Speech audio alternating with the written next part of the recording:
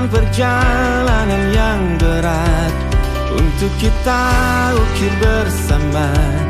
Jadi sebuah cerita, pahit getirnya kisah ini, namun kuat dan menguatkan sebagai perekat setiap hati yang condong pada mimpi.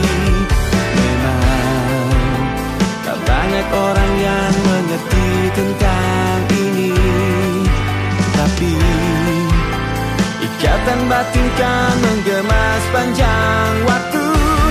Percayalah, kita melegenda di sana. Pilih masa depanmu di warna mimpimu. Jika kita pernah berbagi air mata, sahabat jangan lupa bahagia bersama.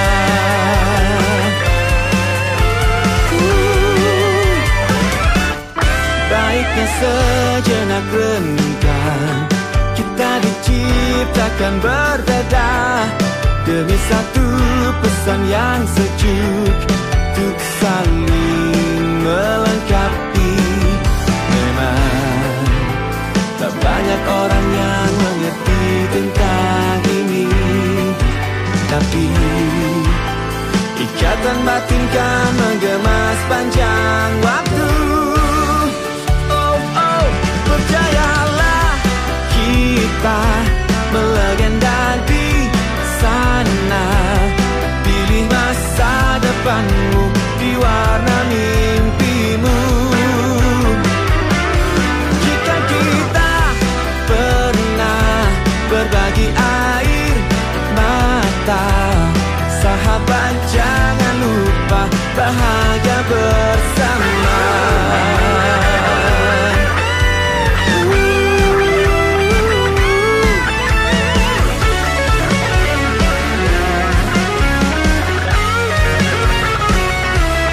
Percayalah, kita melegenda di sana.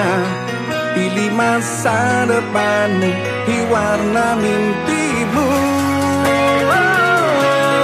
Jika kita pernah berbagi air mata, sahabat jangan lupa bahagia bersama. Percayalah, kita menyatukan semua mereka yang selalu ragukan dirimu. Oh, jika kita pernah berbagi air mata, sahabat jangan lupa bahagia bersama.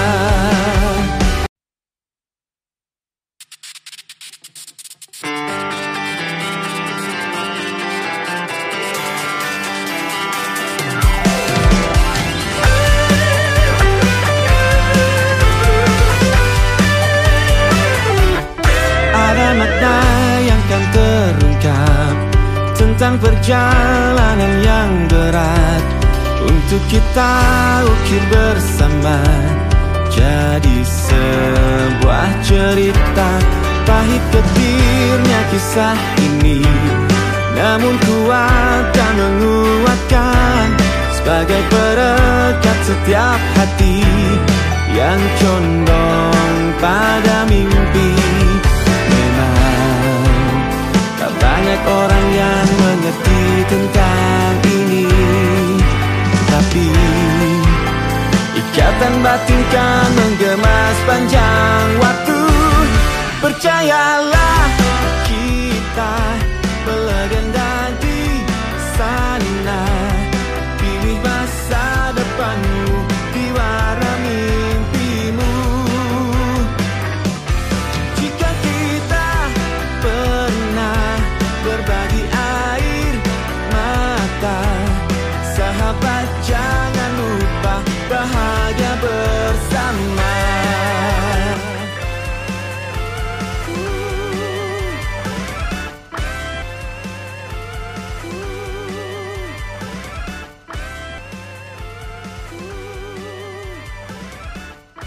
Baik, terima kasih. Selamat pagi Bapak Ibu sekalian yang saya hormati.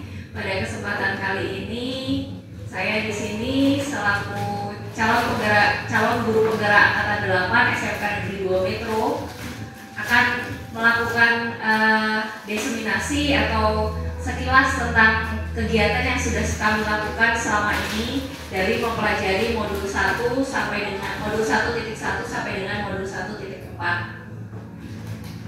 Puji dan syukur saya hadirkan kepada Tuhan Yang Maha Esa. Kita pada kesempatan kali ini dapat berkumpul bersama pada pagi hari ini. Di sini saya akan memaparkan tentang bagaimana budaya positif itu bisa dijalankan di sekolahan kita. Baik, terima kasih Bapak dan Ibu. Sekarang saya di sini akan menjelaskan tentang bagaimana apakah budaya positif itu sudah kita jalankan di SMK Negeri 2 Metro atau belum. Nanti kita sama-sama merefleksikan seperti apa budaya positif yang ada di sekolah kita. Nah, sebelum itu kita melihat bahwa di sini saya menjelaskan bahwa budaya positif adalah bentuk usaha menanamkan karakter kepada peserta didik melalui pembelajaran di lingkungan sekolah. Nah, sebenarnya budaya positif itu sudah kita jalankan dari mulai kebiasaan pagi, kemudian mulai dari gotong royong, dari kebersihan lingkungan, itu salah satu budaya positif. Tapi apakah budaya positif yang sudah kita jalankan ini sudah berpihak pada murid seperti itu? Jadi sebenarnya budaya positif itu bukan sebuah aturan, tapi merupakan yang sudah terbiasa mereka lakukan, siswa-siswa itu yang harus mereka lakukan. Maka dari itu budaya positif itu bentuk usaha menanamkan karakter. Jadi bukan sebagai aturan, tapi sudah terbiasa mereka lakukan. Nah, kita di sini sebagai peran guru, sebagai pendidik, bahwa kita memiliki akses untuk mengoptimalkan terwujudnya budaya positif di lingkungan sekolah. Jadi kalau penerapan budaya positif di sekolah itu adalah kita sebagai peran seorang guru. Tapi kalau di lingkungan keluarga ya orang tua itu sebagai dapat mengoptimalkan perannya sebagai penerapan budaya positifnya. Kalau di masyarakat juga ada orang lain. Tapi khusus kita sebagai guru itu kita dapat mengoptimalkan peran kita untuk mentransferkan budaya positif ke siswa-siswa kita. Nah, bagaimana budaya positif ini dapat dijalankan atau dapat berlangsung di sekolah kita ini? Seperti apakah gitu? Kita bisa melihat bahwa budaya positif itu sangat baik sekali. Kalau misalnya di sekolah kita ini semuanya menerapkan budaya positif, itu berarti semua berjalan dengan lancar, baik positif semua, anak-anaknya pasti bagus-bagus semua. Nah, di sini penerapan budaya positif itu dimulai dari dengan disiplin positif, kemudian ada motivasi perilaku manusia, kemudian ada posisi kontrol guru, kemudian ada keyakinan kelas, kemudian ada segitiga restitusi. Dari lingkaran yang saya buat ini, dari mulai disiplin positif itu saya gambarkan dengan jam, itu berarti kita harus selalu meningkatkan disiplin positif. Jadi yang negatif disingkirkan dahulu. Kemudian ada interaksi antara manusia, itu adalah motivasi perilaku manusia. Kemudian ada gambar sebagai posisi kontrol guru. Jadi ada pensil dan ada roda, itu untuk meyakinkan kita ada di posisi mana sih untuk sebagai pengontrol di siswa kita. Kemudian ada keyakinan kelas yang kita buat bersama. Jadi kita membuat aturan itu tidak berdasarkan yang penting nanti siswanya tertib seperti itu, tapi berdasarkan keyakinan kelas atau keyakinan sekolah. Kalau yang sekarang kalau sebagai wali kelas ya keyakinan kelas. Kemudian segitiga restitusi itu adalah caranya bagaimana dalam mengatasi masalah yang ada. Nah, yang pertama saya di sini kupas tentang disiplin positif. Disiplin positif lebih fokus pada disiplin internal yang memungkinkan siswa mengontrol tindakan mereka sendiri, bukan karena pujian atau hukuman. Jadi misalnya dia mau melakukan kegiatan yang positif itu tidak karena saya mau dipuji, saya nanti mau dapat penghargaan. Jadi contohnya begini, si A itu membantu saya untuk menyusun buku dari kelas ke meja. Nah itu biasanya anak-anak nanti biar nilainya bagus, nanti biar dapat permen, seperti itu yang selama ini terjadi, begitu kan ya Bapak Ibu. Nah kalau disiplin positif ini tidak hanya karena itu adalah sebagai bonusnya, dia mendapat pujian, dia mendapat bonus, itu adalah bonusnya, tetapi dia melaksanakan itu adalah sebagai disiplin positif gitu. Jadi tidak karena adanya penghargaan, adanya pujian, jadi melaksanakannya ya memang saya harus membantu gitu, tercipta dengan sendirinya. Misalnya saya datang pagi untuk berangkat ke sekolah itu karena harus untuk tepat waktu di sekolah. Jadi bukan karena nanti kalau saya nggak berangkat pagi saya pasti dihukum. Saya berangkat pagi nanti saya pasti mendapatkan penghargaan pada saat di akhir kelas, di akhir semester itu kan pasti nilainya bagus nih, atau penghargaan ya siswa berprestasi berangkat pagi, seperti itu. Jadi disiplin positif sebaiknya lebih fokus pada disiplin internal. Jadi kita baik untuk mengontrol tindakan mereka sendiri untuk berperilaku positif. Nah, kemudian yang kedua itu yaitu menghindari hukuman, kemudian mendapatkan imbalan dari orang lain. Kemudian yang ketiga, menjadi diri mereka sendiri sesuai dengan nilai yang mereka percaya. Jadi tadi dari budaya positif itu ada, setelah disiplin positif itu kita harus tahu motivasi perilaku manusia. Motivasi dia melakukan tindakan itu apa? Apakah menghindari hukuman, ataukah mendapatkan imbalan dari orang lain, atau yang ketiga menjadi diri mereka sendiri sesuai dengan nilai yang mereka percaya. Nah, harapannya kalau kita menerapkan budaya positif di sekolah dengan disiplin yang positif, motivasinya dia bukan hanya untuk hukuman dan imbalan saja, tetapi untuk menjadi diri mereka sendiri berdasarkan dengan nilai yang mereka percaya. Jadi saya percaya nanti kalau misalnya saya dapat itu datang pagi, itu saya bisa untuk menerima pelajaran dengan lebih baik, dapat mengontrol diri, tidak main-main lagi, bisa lebih rileks, tidak terburu-buru berangkat ke sekolahnya, seperti itu. Jadi bukan hanya karena nanti takut dihukum kalau berangkat pagi, seperti itu, atau mendapatkan siswa berprestasi pada saat akhir semester, seperti itu, tapi tidak seperti itu. Memang rata-rata semuanya itu jika siswa berangkat pagi itu pasti karena takut mendapatkan hukuman atau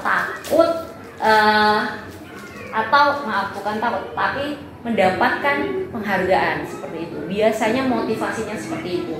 Bagaimana kita menyadarkan untuk ya ini sesuai nilai yang mereka percaya, bukan berdasarkan hukuman atau itu. Bagaimana kita meyakinkan kepada siswa seperti itu? Motivasi itu harus hadir dalam diri mereka sendiri, karena sebuah proses itu tidak akan mengkhianati hasil. Jadi kalau kita prosesnya di sekolah bagus, nanti kedepannya pun juga akan bagus. Nah, nilai itulah yang harus ditanamkan ke siswa-siswa kita.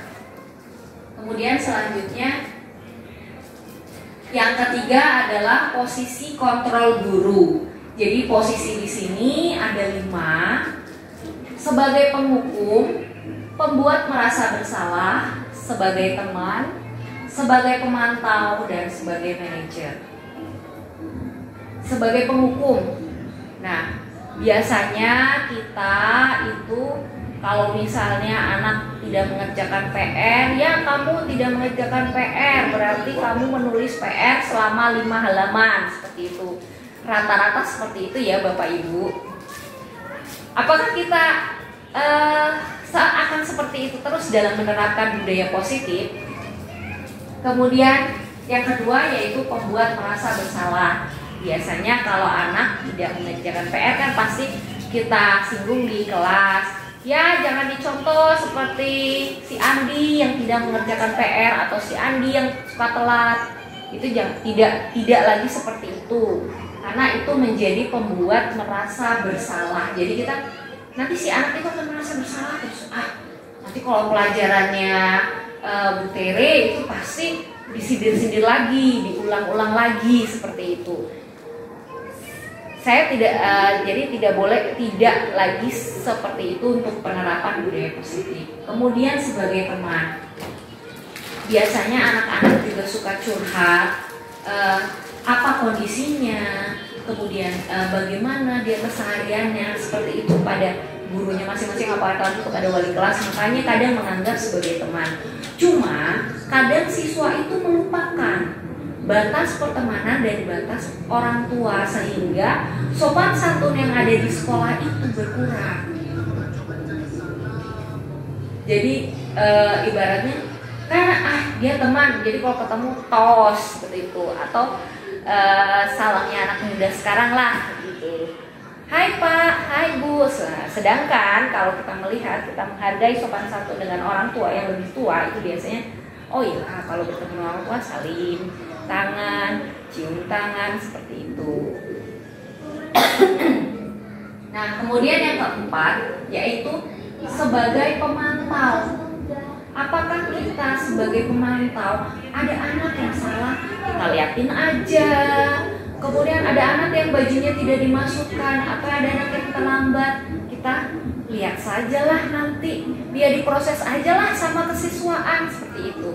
Apakah seperti itu yang biasa kita lakukan? Kemudian posisi kontrol sebagai manajer. Jadi tidak hanya kepala sekolah yang menjadi manajer saja, tetapi kita sebagai guru di kelas itu yang sedang mengajar, kita harus memposisikan posisi sebagai manajer.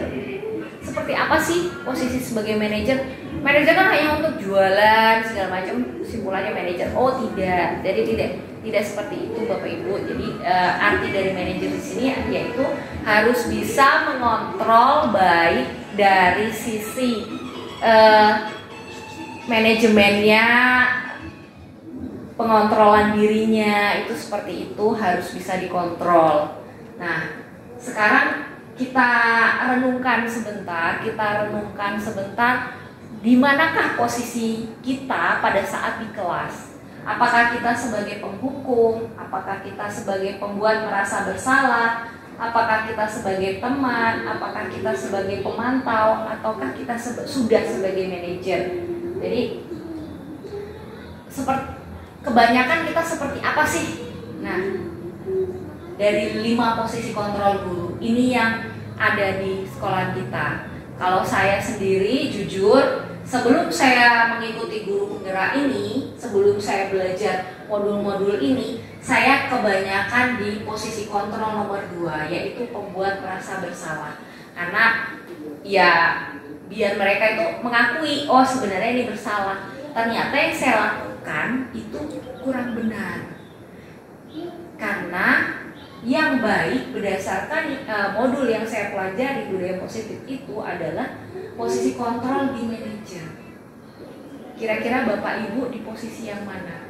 Apakah penghukum, sering di penghukum, apakah sering di pembuat merasa bersalah, ataukah sering di sebagai teman, pemantau, atau manajer? Baiknya kita renungkan bersama-sama, di manakah posisi kita sebagai seorang guru di dalam kelas. Nanti itu yang paling dekat bisa kita kontrol ya Bapak Ibu, karena nanti selanjutnya kalau sudah kita mengajar sebagai guru mata pelajaran di kelas, kita bisa memposisikan diri kita sebagai manajer. Nanti selanjutnya kalau sudah kita menjadi wali kelas, kemudian kita menjadi di jurusan, ketua program kalian dan lainnya, kita pasti akan bertahap memposisikan diri kita bagaimana kita mengajar dahulu, itulah yang harus kita posisikan diri kita dulu. Nah, baik, di sini sebagai manajer, guru dapat membiasakan siswa sebagai subjek belajar yang reflektif, sehingga menjadikan kegiatan refleksi sebagai bagian tak terpisahkan dalam pelajaran. Nah itu dia, jadi yang tadi saya bilang manajer itu bukan untuk manajer toko, manajer ini, guru juga bisa sebagai manajer. Dia harus bisa mengembangkan pembelajaran itu. Jadi apa sih yang sudah dilaksanakan, kemudian kalau ada siswa yang bermasalah bagaimana penanganannya, seperti itu sih arti dari kita sebagai manajer atau guru sebagai manajer itu. Jadi bisa membiasakan di kelas kita sendiri dulu. Kalau misalnya kita semua sudah bisa membiasakan diri sebagai manajer, mudah-mudahan di dalam kelas itu wali kelas sudah enak sekali. Apalagi di jurusan dan kemudian di sekolah pun sudah enak sekali. Pasti akan timbul siswa-siswa yang mandiri. Nah, kemudian yang selanjutnya poin budaya positif yang keempat yaitu keyakinan kelas. Nah ini tadi yang pertama kita sudah tahu posisi yang sebelumnya kita tahu adalah posisi kontrol guru. Bagaimana kita membiasakan siswa kita. Kemudian yang keempat yaitu keyakinan kelas. Apa sih sebenarnya keyakinan kelas itu? Keyakinan kelas ini yaitu guru dapat mewujudkan keyakinan kelas melalui diskusi dengan siswa dan diwujudkan dengan pernyataan universal yang mudah diingat dan dipahami serta diterapkan di lingkungan sekolah. Jadi posisi kita sebagai guru mata pelajaran membuat keyakinan kelas. Tadi buat sebelum mulai pelajaran pada saat awal tahun pelajaran ini seperti baru-baru ini, masuk kelas itu jangan langsung brek ini materinya, tetapi kita melihat kita buat dulu nih keyakinan kelasnya dulu. Apakah tidak boleh main HP ataukah harus memakai baju apa, seperti itu. Kita harus buat dulu keyakinan kelas. Jadi yang dibuat bersama-sama. Jadi apakah bedanya keyakinan kelas ini dengan aturan kelas? Nah, kalau aturan kelas itu kan kelas kita sendiri yang buat atau guru sendiri yang buat. Tapi kalau keyakinan kelas ini harapannya guru berdiskusi dengan siswanya gitu. Nah, jadi bersama-sama membuatnya. Apakah misalnya siswa tidak boleh melanggar keyakinan kelas ini? Bukan tidak boleh, karena kita buat bersama, sama-sama siswa. Kamu kemarin buat keyakinan kelasnya seperti apa? Kenapa tidak di sini? Nah, konsekuensinya dia seperti apa? Gitu. Bisa nggak? Gitu. Kalau aturan kan saklek, kamu nggak boleh main HP saat di kelas. Itu aturan yang kita buat. Pada saat anak main HP di kelas, berarti dia melanggar aturan itu. Nah, biasanya kita melakukan hukuman. Nah, posisi kita balik lagi ke posisi penghukum seperti itu. Jadi keyakinan kelas harus sama-sama dijalankan bersama-sama dengan siswa dan guru. Nah, kemudian yang terakhir yaitu segitiga restitusi. Nah, segitiga restitusi di sini caranya untuk bagaimana kita dapat menyelesaikan masalah itu.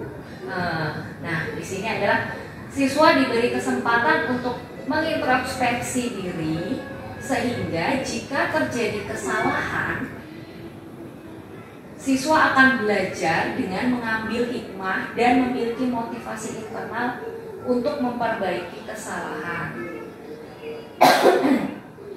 Nah, segitiga restitusi ini sendiri dia cara saja. Jadi kita bagaimana caranya menyelesaikan masalah. Tadi kita udah membuat keyakinan kelas. Kita kira kalau misalnya ada penyimpangan, ya kita coba dengan metode segitiga restitusi. Kita ingat bukan langsung ya kamu langsung dihukum, berarti posisi kita sebagai penghukum. Tapi kalau kita sebagai manajer, kita harus melihat lagi, penyelesaian masalah itu menggunakan segitiga restitusi. Apakah anak itu akan berubah langsung? Tentu tidak, karena perubahan itu membutuhkan proses. Kalau kita konsekuen dan kita terus istilahnya berbuat positif, melaksanakan disiplin positif, mengarahkan si anak pun akan pelan-pelan berubah. Jadi pada saat nanti dia setelah lulus, perilaku dia pun sudah akan berubah dengan sendirinya. Nah, di segitiga restitusi ini sendiri ada tiga tahap, yaitu yang pertama menstabilkan identitas, kemudian validasi tindakan yang salah, dan yang terakhir menanyakan keyakinan. Yang tadi menstabilkan identitas, jadi awalnya kalau dia salah itu tidak langsung mencek kamu salah ini kenapa seperti itu, tapi kita tanya kamu rumahnya di mana, diulang lagi. Seperti apa dia, seperti apa kepribadiannya dia, makannya apa, seperti itu. Kemudian validasi tindakan yang salah. Nah, baru kita mempertanyakan ada apa sih, kenapa sih dia melakukan sesuatu yang salah gitu. Kenapa sih dia datang terlambat, atau kenapa sih dia tidak membuat PR, kenapa sih dia tidak memakai baju praktek pada saat pelajaran praktek seperti itu. Jadi kita bertanya, nanti dia akan menjelaskan.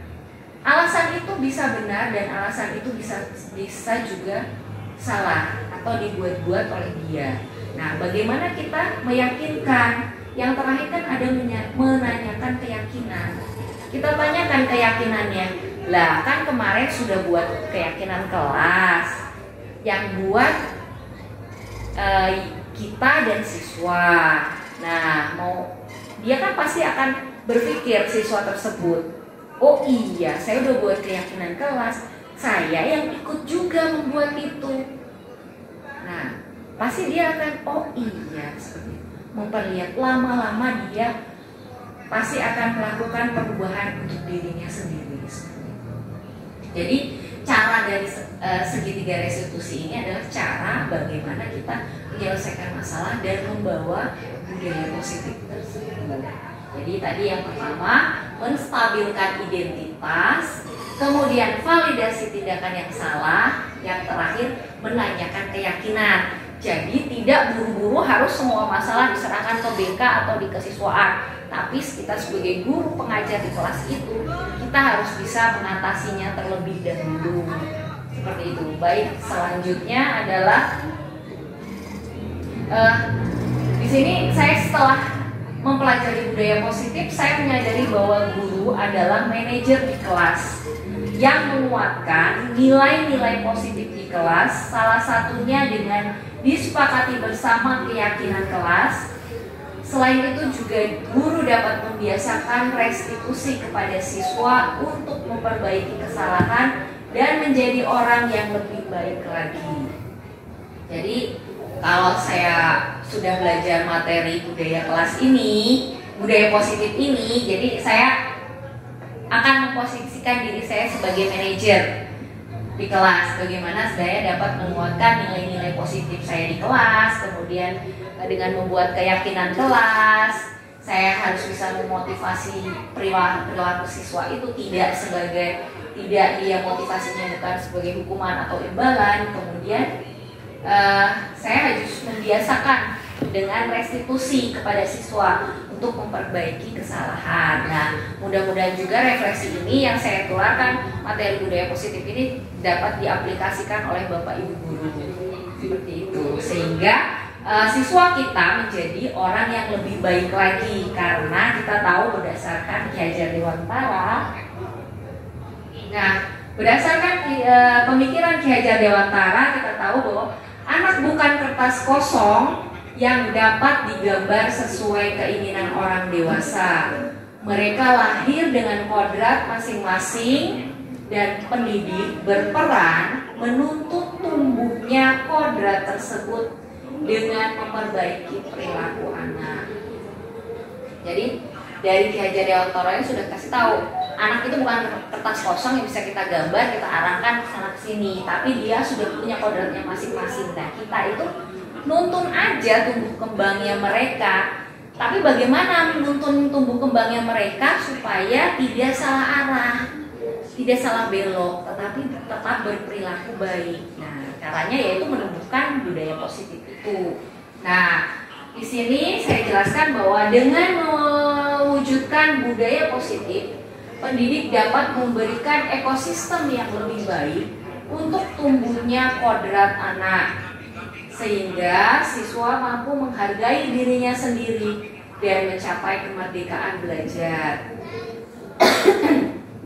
Jadi kalau budaya positif itu sudah tumbuh di siswa, jadi pendidik itu memberikan ekosistem yang baik sehingga tumbuhnya kodrat anak tadi itu bisa lebih baik, sehingga siswa pun dapat mencapai kemerdekaan belajar sendiri, seperti itu. Nah, selanjutnya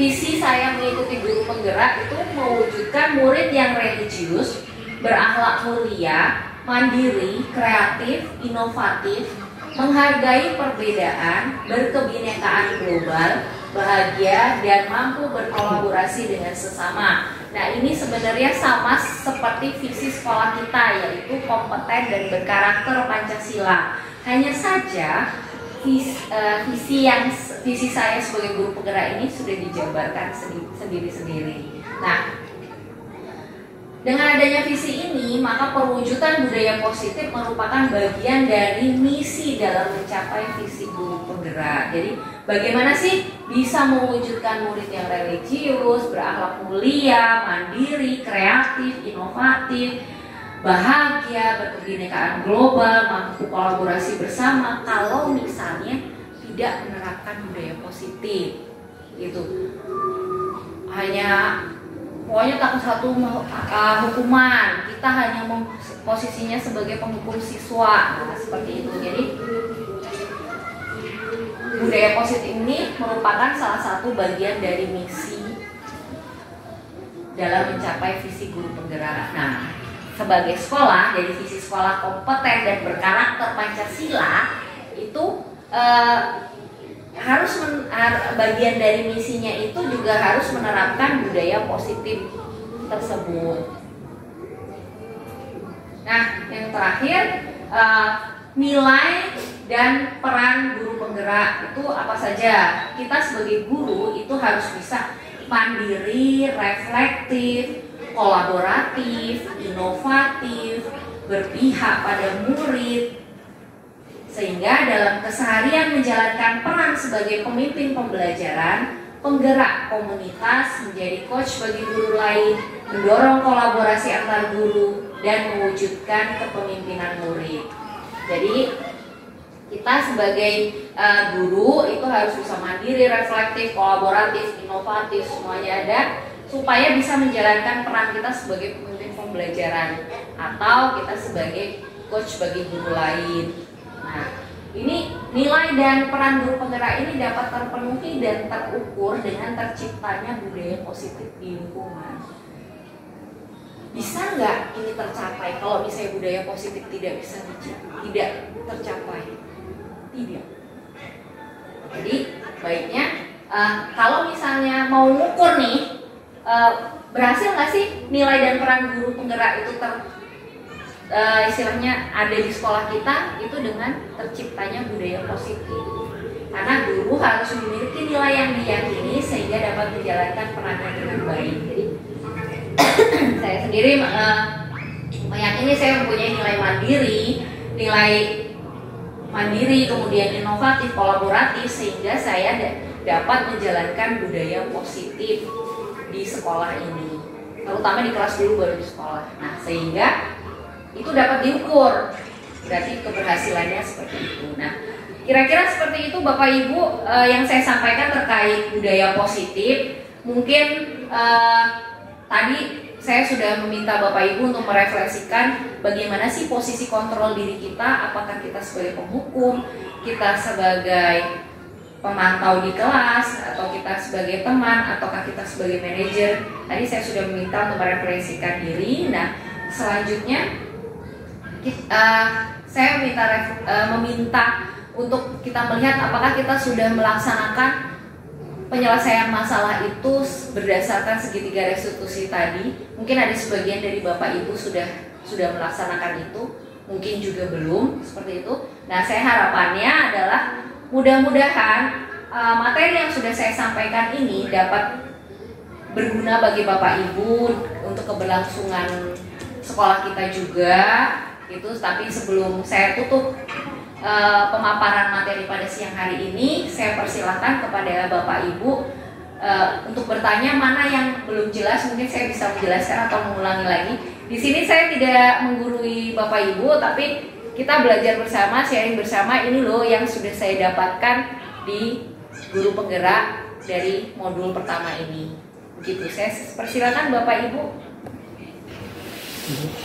Baik, terima kasih Ibu. Saya yang akan saya tanyakan ini berkaitan dengan posisi kontrol guru. Mungkin untuk aplikasinya ini seperti apa Bu ketika nanti Ibu di lapangan sebagai guru atau sebagai pendidik yang akan Ibu lakukan? Oke, baik, terima kasih Pak Yuda atas pertanyaannya. Saya ulangi lagi, posisi kontrol guru itu ada 5. Yang pertama yaitu kita sebagai penghukum, kemudian pembuat merasa bersalah, kemudian kita sebagai teman, dan kita sebagai pemantau, dan yang terakhir kita sebagai manajer. Nah, ini posisi kontrol guru yang selama ini ada di sekolah gitu.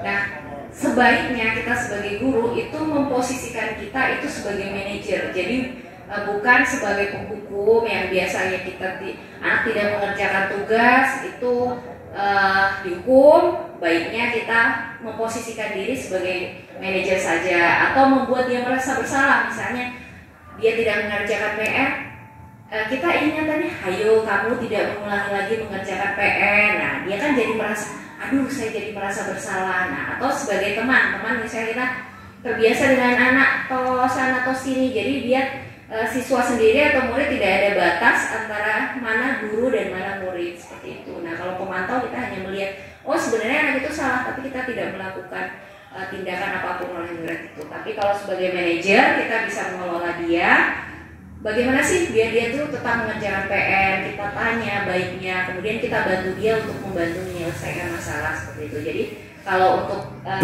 posisi kontrol guru ini yang sebaiknya dilakukan itu harus kita sebagai manajer. Jadi tidak hanya kepala sekolah yang sebagai manajer saja, tapi kita guru juga harus berperan sebagai manajer. Begitu Pak Yuda, terima kasih. Ya, terima kasih. Sudah jelas ya Pak ya? Ya, siap. Terima kasih. Baik, terima kasih atas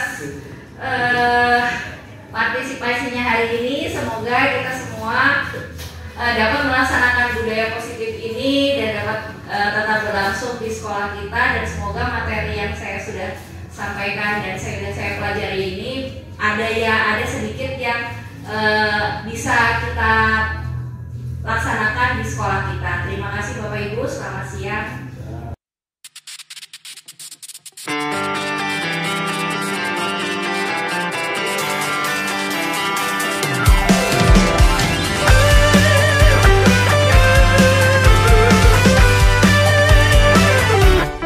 Ada makna yang kan terungkap tentang perjalanan yang berat untuk kita ukir bersama, jadi sebuah cerita. Pahit getirnya kisah ini, namun kuat dan menguatkan sebagai perekat setiap hati yang condong pada mimpi.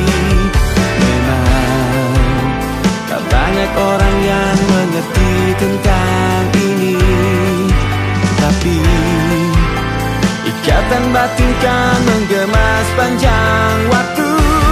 Percayalah kita melegenda di sana. Pilih masa depanmu di warna mimpimu. Jika kita pernah berbagi air mata, sahabat jangan lupa bahagia bersama.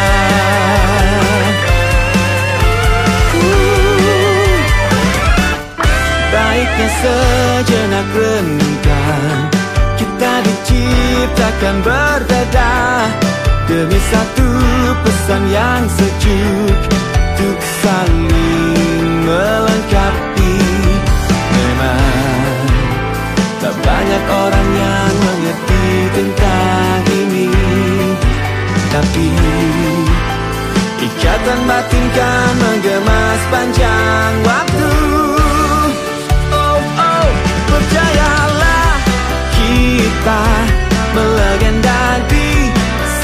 sana. Pilih masa depanmu di warna mimpimu.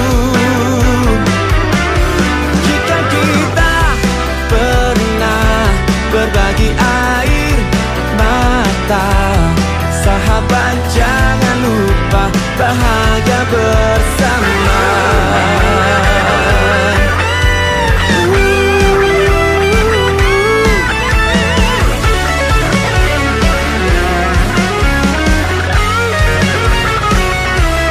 Percayalah, kita melegenda di sana. Pilih masa depanmu di warna mimpimu. Jika kita pernah berbagi air mata, sahabat jangan lupa bahagia bersama.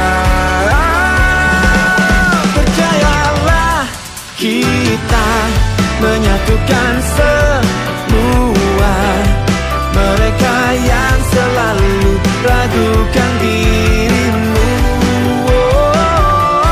Jika kita pernah berbagi air mata, sahabat jangan lupa bahagia bersama.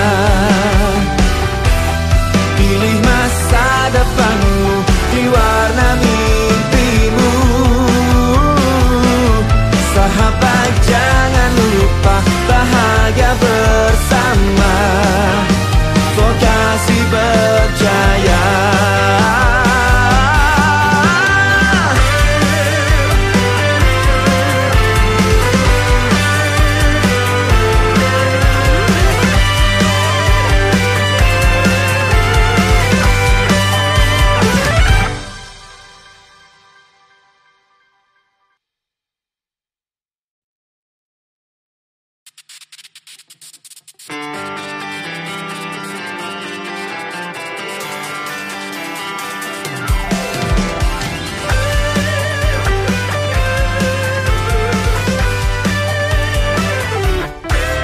Makna yang kan terungkap tentang perjalanan yang berat untuk kita ukir bersama.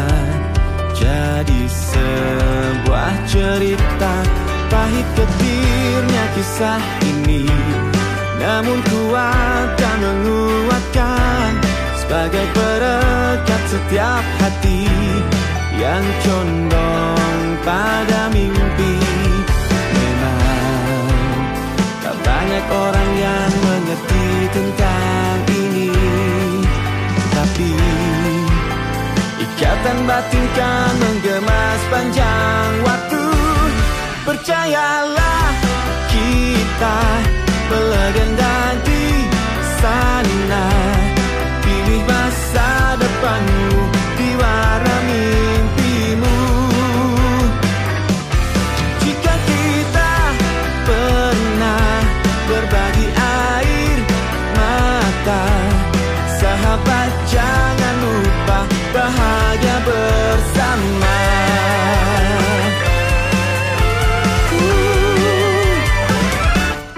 Baiknya sejenak renungkan, kita diciptakan berbeda demi satu pesan yang sejuk untuk saling melengkapi.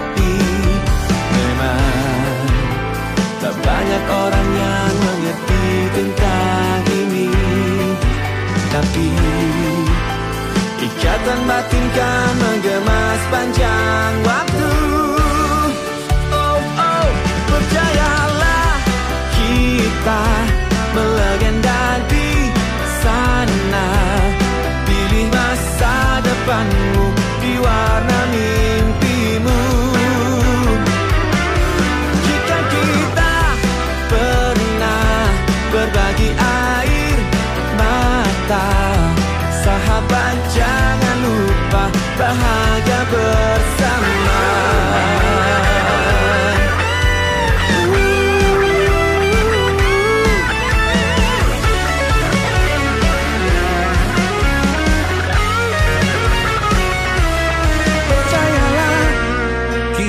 kita melegenda di sana. Pilih masa depanmu di warna mimpimu. Jika kita pernah berbagi air mata, sahabat jangan lupa bahagia bersama. Percayalah kita menyatukan semua mereka yang selalu ragukan dirimu. Jika kita pernah berbagi air mata, sahabat jangan lupa bahagia bersama. Pilih masa depanmu di warna mimpimu. Sahabat jangan lupa bahagia bersama. Vokasi berjaya.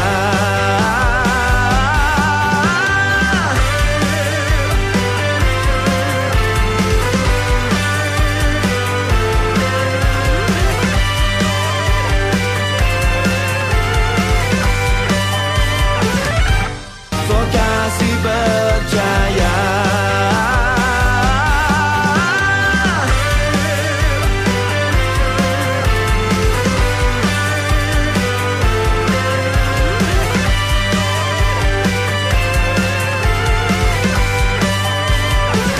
Vokasi berjaya.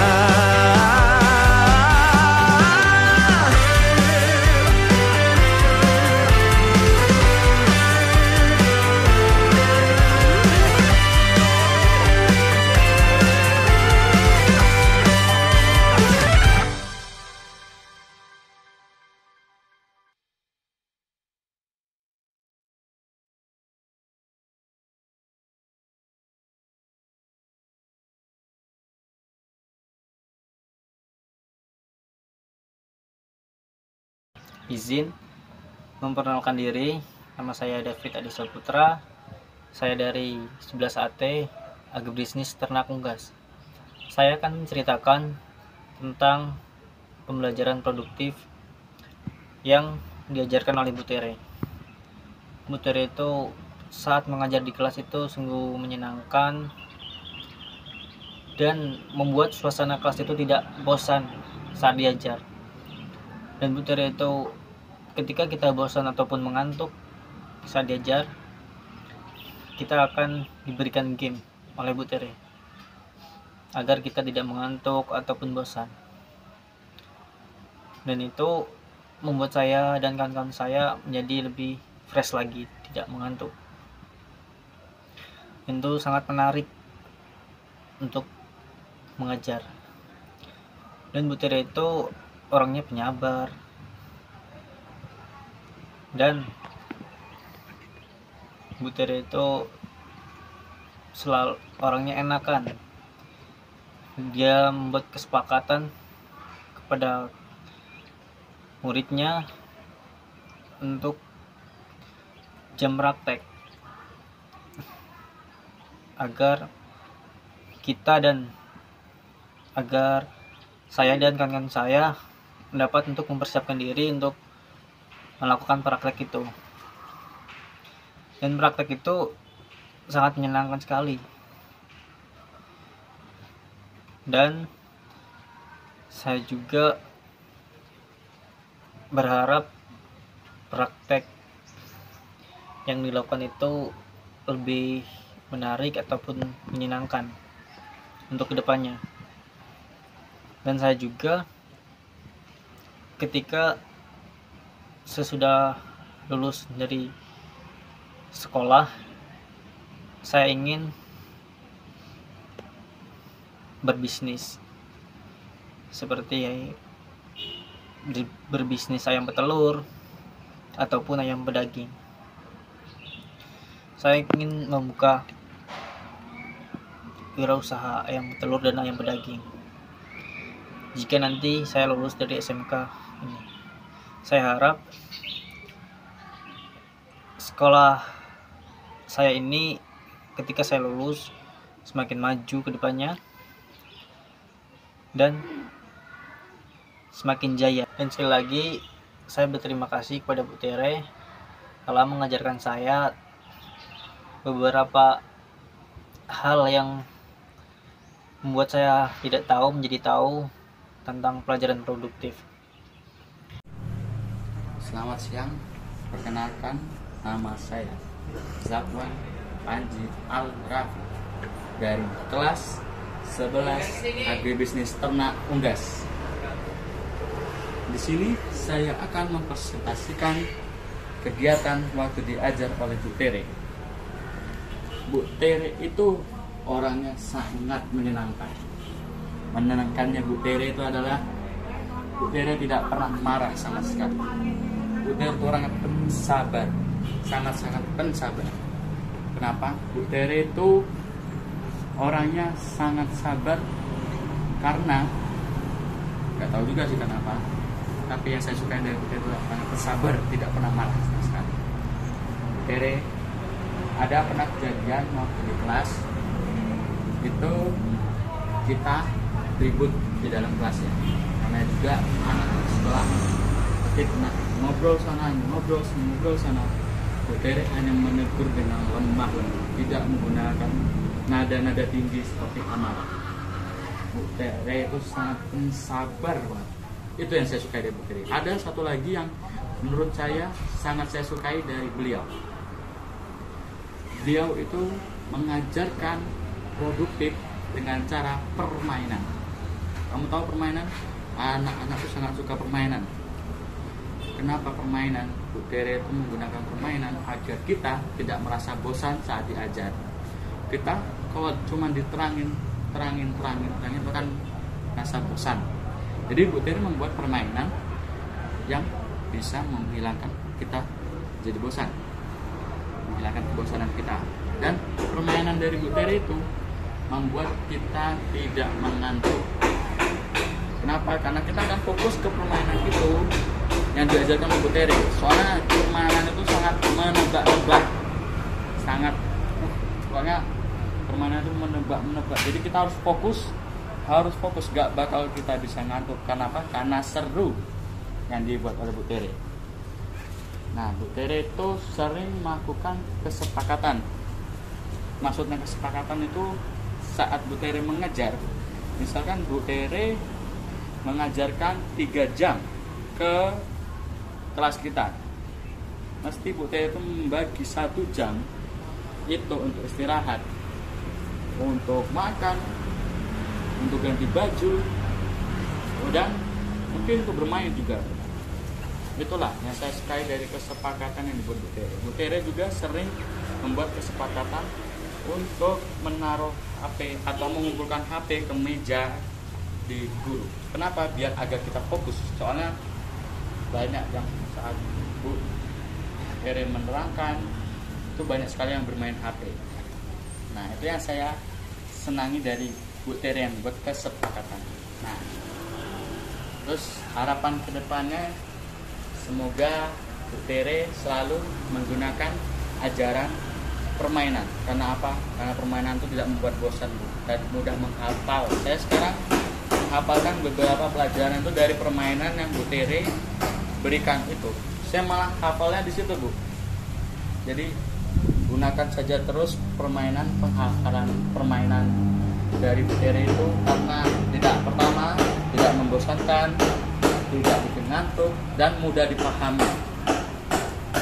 Bu Tere, harapan kedepannya semoga pembelajaran itu bikin permainan.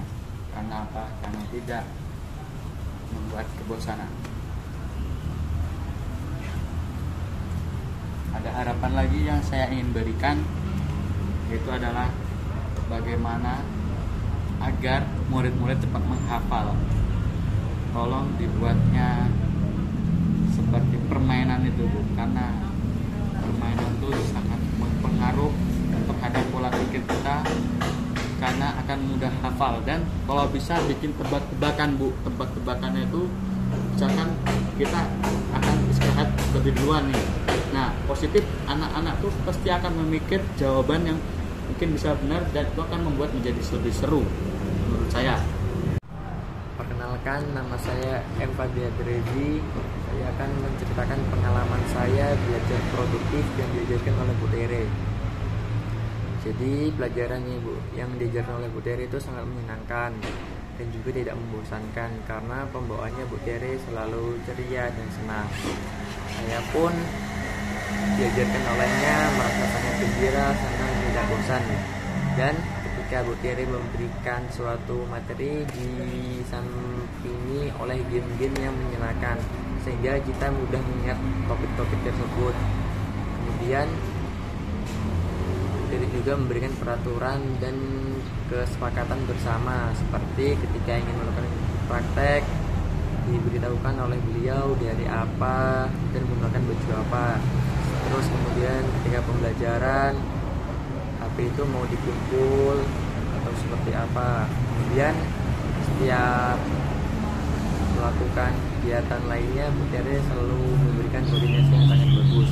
Dan kita ingin berkumpul, Bu Tere juga memberikan lokasinya di mana dan kapan. Kemudian harapan saya ke depannya Tere semoga lebih inovatif lagi dalam memberikan pelajaran dan juga semoga ilmu yang saya dapat bisa bermanfaat dan saya juga bisa mencapai cita-cita saya. Sekian. Budaya positif adalah bentuk usaha menanamkan karakter kepada peserta didik melalui pembelajaran di lingkungan sekolah.